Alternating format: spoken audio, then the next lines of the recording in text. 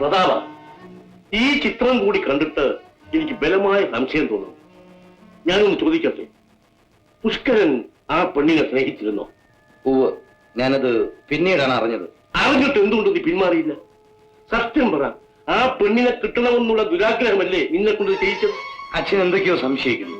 സംശയമല്ലടാ, എന്റെ മകൻ ഒരു പെണ്ണിനെ മോഹിച്ച് ഒരു മനുഷ്യന്റെ ജീവൻ നശിപ്പിച്ചവനാണെന്ന് അറിയുന്നത് സഹിക്കാനൊക്കില്ല.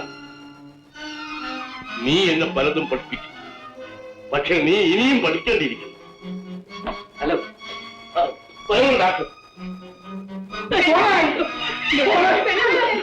നിങ്ങളൊക്കെ വെളിയിലോട്ട് മാറി. എല്ലാവരും വെളിയിലോട്ട് മാറി. എല്ലാവരും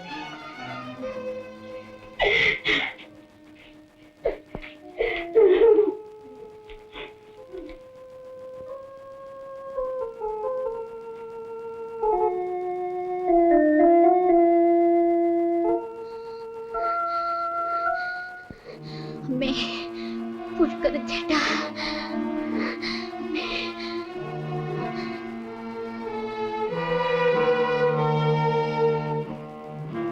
പെട്ടെന്നുള്ള ഷോക്ക് കൊണ്ട് ഉണ്ടായതാണ്. 2-3 ദിവസത്തിനകം മാറിപ്പോകും. ഡോക്ടർ, ഇവളുടെ ചികിത്സയ്ക്ക് വേണ്ടി എത്ര പണം ചെലവാക്കാനും ഞാൻ തയ്യാറാണ്. ഇതിന് പ്രത്യേകിച്ച് ചികിത്സയൊന്നുമില്ല. മനസ്സിന്റെ സന്തോഷത്തിന് വേണ്ടി എന്തെങ്കിലുമൊക്കെ ചെയ്യണം. പെട്ടെന്ന് വിവാഹം കഴിപ്പിക്കുന്നതും നല്ലതാണ്. പ്രതാപനാണോ ഇവരെ വിവാഹം കഴിക്കാൻ പോകുന്നത്?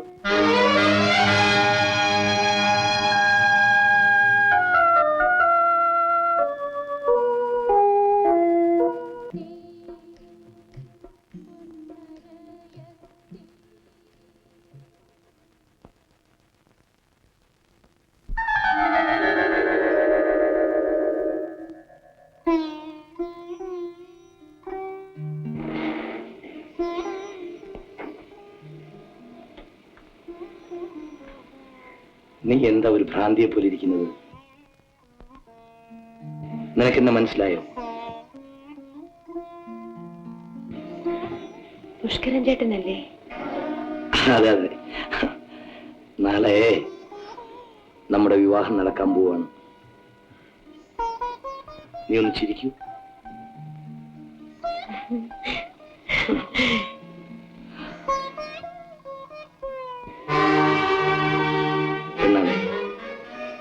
കേട്ടോടാ അയ്യപ്പ, ഞങ്ങളുടെ മകളുടെ കല്യാണത്തിന് ഞങ്ങൾ കണ്ട ആപ്പയും ഊപ്പയൊന്നും വിളിക്കാൻ ഉദ്ദേശിക്കുന്നില്ല. വേണ്ട വേണ്ട, നമ്മുടെ ജാതിക്കാരെ ഒട്ടും വിളിക്കണ്ട. പ്രത്യേകിച്ച് ആ മാണിക്യം കോന്തിയും അടുപ്പിക്കേ വേണ്ട. വേണ്ട. അതായത് ഞങ്ങളെ പോലെ നിലയും വിലയുള്ള ആളുകളെ മാത്രമേ വിളിക്കാൻ ഉദ്ദേശിക്കുന്നു. എന്നാ ഞാൻ ഇറങ്ങട്ടെ. എടാ പപ്പുവേ, ആ കോന്തിയ. എടാ പപ്പുവേ, നീ ഭാഗ്യവാനാടാ പപ്പുവേ. നിങ്ങൾ അവിടെ നിന്ന് പോകുന്നതിന് ശേഷം കുറെ ദിവസത്തേക്ക് ഞങ്ങൾ കണ്ണിന്റെ ചിത്രം കൂട്ടിയിട്ടില്ലടാ. ആരാണ് അവിടെ വാച്ചർ? ചോദിക്കാതെയും പറയാതെയും ഓരോരുത്തരും അകത്തേക്ക് പറഞ്ഞയക്കുന്നത്? ആരെയാടാ നീ വഴക്ക് പറയുന്നത് പപ്പു? അല്ല, ഓരോരുത്തരും അവരുടെ തന്തയുടെ വകയാണെന്ന് പറഞ്ഞില്ലേ അകത്തോട്ട് കയറുന്നത്? പപ്പുവേ ടിപ്പുവേ അവനെ മണി വെച്ചാൽ പേര്. അയ്യോ, ആരെങ്കിലും വിവരക്കേട് പറഞ്ഞായിരിക്കും. ക്ഷമിച്ചു കളയടാ പപ്പു. ഞാനേ നിന്റെ മകളുടെ കല്യാണത്തിന്റെ തിരക്കിൽ ഞങ്ങളെങ്ങാൻ ക്ഷണിക്കാൻ മറന്നുപോയാലോ എന്ന് ആലോചിച്ച് ഇറങ്ങി പുറപ്പെട്ടതാ. നീ ക്ഷണിച്ചില്ലെങ്കിലും നീ ക്ഷണിക്കാൻ മറന്നാലും ഞങ്ങൾ വരും കല്യാണത്തിൽ പങ്കുപോകും. ഞങ്ങൾ അങ്ങനെ അന്യഥ ആരെയും വിളിക്കാൻ ഉദ്ദേശിക്കുന്നില്ല. അന്യഥ? അതെ അതെ, അന്യഥ. അന്യഥക്കാരെ ആരെയും വിളിക്കണമെന്നില്ല, എങ്കിലും നമ്മുടെ ആ പ്രദേശത്തുള്ള വള്ളക്കാരെയും മലക്കാരെയും വിളിക്കാതിരിക്കാൻ ഒക്കുവാടാ പപ്പു. പെണ്ണാളെന്തി അവിടെ കാണാൻ പറ്റത്തില്ല. നിങ്ങളിപ്പോ അങ്ങോട്ട് പോകണ്ട. നിങ്ങൾക്ക് വേറെ യാതൊരു ജോലിയില്ലേ മനുഷ്യ? നിങ്ങളെയൊക്കെ അവിടെ കാണുവാണെങ്കിൽ ആ ചെറുക്കന്റെ കാര്യം ഓർമ്മ വരും. ദൈവത്തെ ഓർത്ത് ഇവിടെ ഒന്ന് പോയിട്ടാ.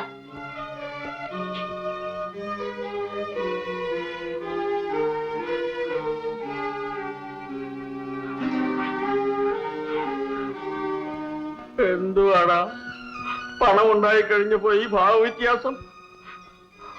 ഒരു കാര്യം നീ മറക്കരുത്, ഒരു മുറി വീടി രണ്ടാക്കി വലിച്ചു നടന്നവരാണ് നമ്മള്. ഞാൻ പോകുന്നടാ, ഞാൻ പോകുന്നു.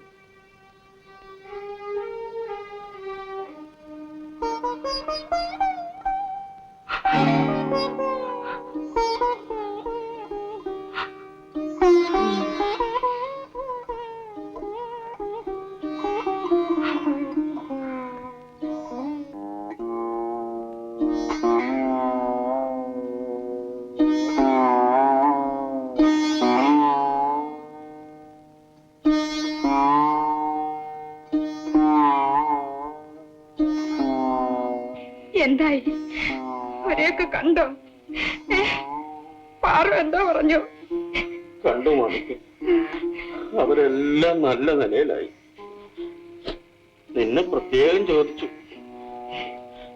കല്യാണത്തിന് 5-6 ദിവസം മുമ്പേ വന്ന് നമ്മളെ വിളിക്കുമെന്ന്, നമ്മൾ അവിടെ ചെന്നിരുന്ന് കല്യാണം നടത്തി കൊടുക്കണമെന്നും ഒക്കെ പറഞ്ഞു. നിങ്ങൾക്ക് കാപ്പിയൊക്കെ തന്നോ? എന്താ? ഇല്ല, എനിക്കവരെ വിശ്വാസമല്ല. ആറാണ് മുതലാളിയുടെ മോന് പെണ്ണാളിനെ കെട്ടണമെന്ന് ആശ വെച്ചപ്പം മുതൽ അവരുടെ മനസ്സ് മാറിയതാ. പിന്നെ എല്ലാം വേഷമായിരുന്നു. എന്റെ മോനെ കൊല്ലിക്കാൻ കാട്ടിലേക്ക് അയച്ചത് വരെ അവരാ. നമുക്ക് അവരുടെ കല്യാണവും കൂടെ അവരുടെ സ്നേഹവും വേണ്ട. അല്ല മോണിക്ക്, അവര് കല്യാണം വിളിക്കട്ടെ വിളിക്കാതിരിക്കട്ടെ, പെണ്ണാളുടെ കഴുത്ത് താലി വയ്ക്കുന്നത് കണ്ട് കണ്ണും മനസ്സും നിറയേണ്ടത് നമ്മുടെ അടി, അല്ലെങ്കിൽ അവളുടെ ചങ്ക് പൊട്ടു. പെണ്ണാൾ എന്നും നമ്മുടെ മോള് തന്നെ. നമുക്ക് പോണം മാണിക്ക്.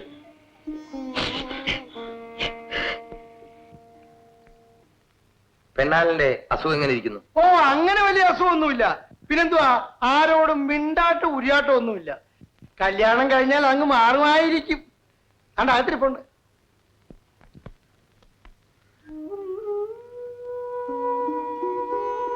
പെണ്ണാളെ, നീ വലിയ ഭാഗ്യവതിയാണ്. ഇന്നെനിക്ക് 1,00,000 രൂപയുടെ ചിറ്റ് കിട്ടിയിട്ടുണ്ട്. അത് ഞാൻ നിന്റെ പേരിൽ ബാങ്കിലിടാൻ പോവാണ്.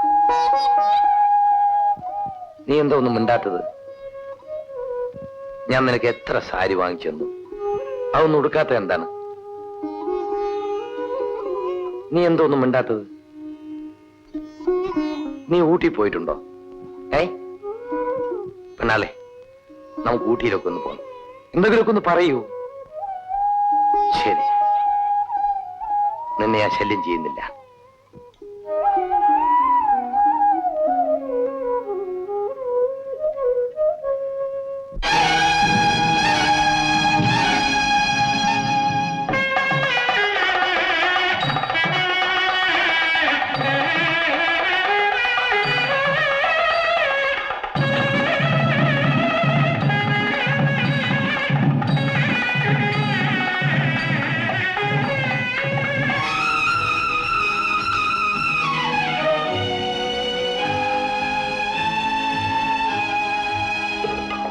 കന്യാദാനം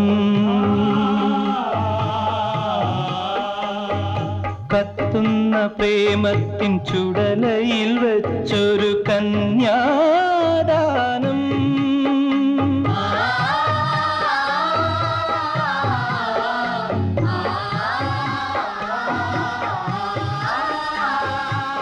കാലം സ്തംഭിച്ചു നിന്നു, കാമം ദാഹിച്ചു നിന്നു.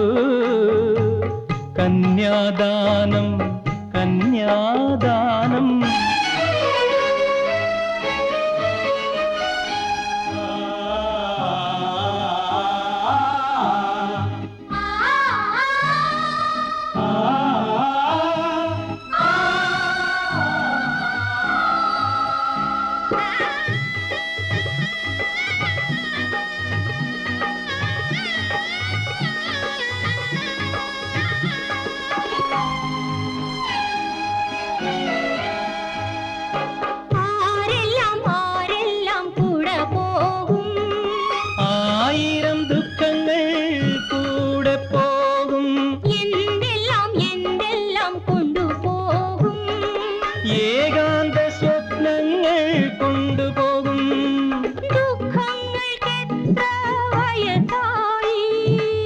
സ്വപ്നങ്ങളോളം വയസ്സായി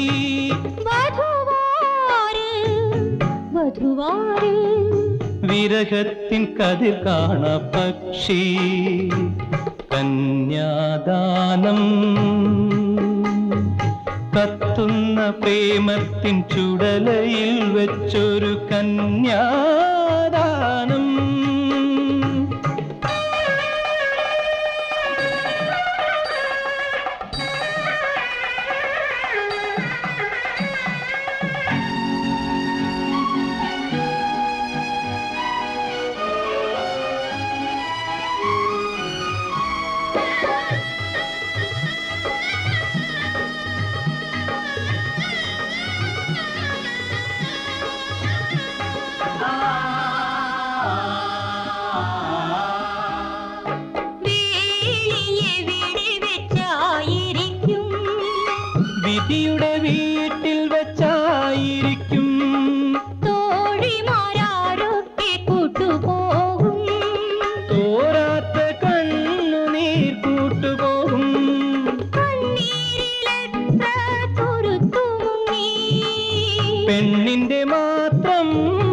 മനസ്സ് മുങ്ങി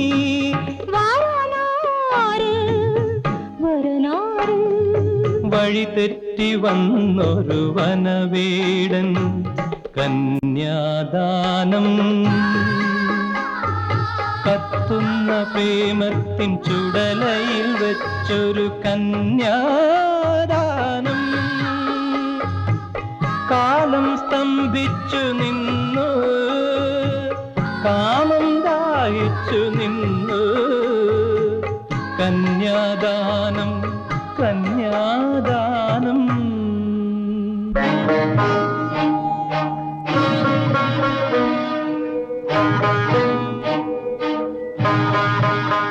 ആ മാല അങ്ങോട്ട് എടുത്തു കൊടുക്കാം.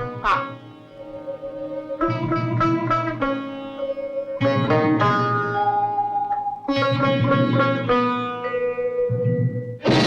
പെണ്ണാണേ.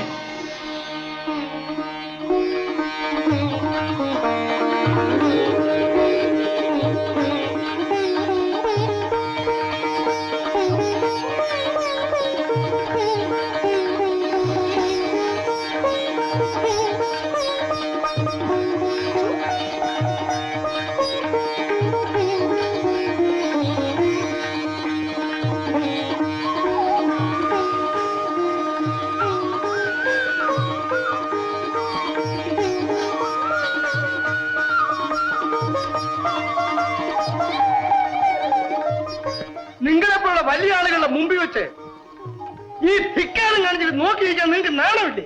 ഈ ആക്ഷേപം ഞാൻ സഹിക്കില്ല. ഇവനെ ഞാൻ വെടിവെച്ചു കൊല്ലും. ഓ, വെടിവെച്ച് കൊല്ലുമല്ലേ? ക്രൂരനായ ഒരു മൃഗം മനുഷ്യനെ ചവച്ചു തുപ്പുന്ന പണമെടുക്കും, എന്നിട്ട് അത് വിറ്റ് പ്രശസ്തി സമ്പാദിക്കും.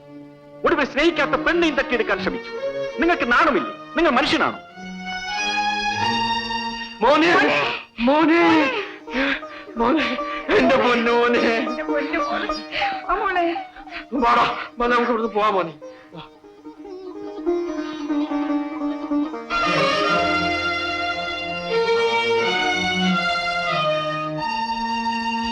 പ്രതാപ, നിനക്ക് എന്നെ തോൽപ്പിക്കാൻ കഴിഞ്ഞു. പക്ഷേ എന്നെയും നിന്നെയും അവർ തോൽപ്പിച്ചു കഴിഞ്ഞിരിക്കുന്നു. അതെ, കൈക്കരുത്തില്ലാഞ്ഞിട്ടാ. നീ മുണ്ടരുത്. എടാ മോനെ, മനുഷ്യന്റെ വേഷത്തിലും ഭാഷയിലും അല്ല മാറ്റം വരുത്തേണ്ടത്. അവന്റെ മനസ്സാണ് മാറേണ്ടത്. മനസ്സ്.